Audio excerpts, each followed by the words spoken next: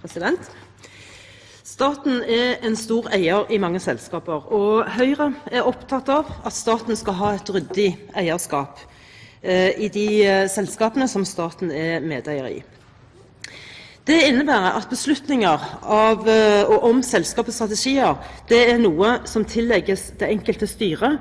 Det ikke noe som bestemmes i Stortinget, slik som dette forslaget legger opp til. Høyre ønsker et profesjonelt og forutsigbart statlig eierskap som overlater de forretningsmessige betraktningene til styret.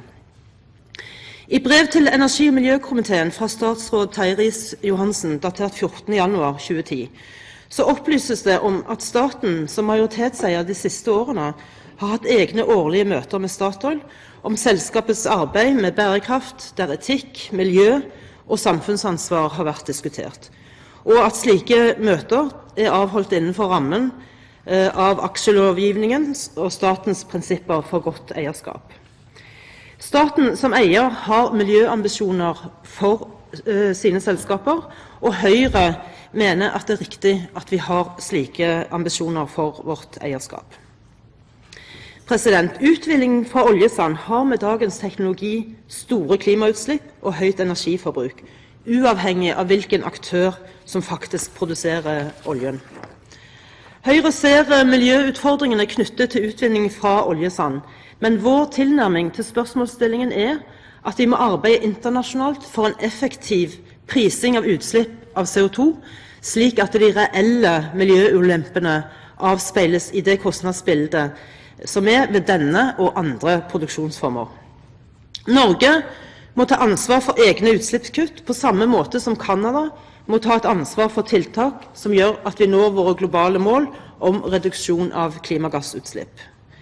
Vårt inntrykk at også Statoil seg bevisst de miljøutfordringene som knyttet til utvinning fra oljesand, og at selskapet har tatt inn over seg de signaler som har kommet i den offentlige debatten rundt deres satsing på oljesand i Kanada.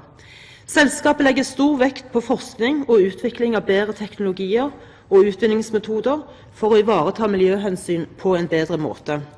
Dette kommer blant annet til uttrykk ved at selskapet signaliserer at det vil ha et fokus på læring og utvikling, skrittvis feltutbygging, et omfattende teknologiprogram og en målsetting om reduserte utslipp.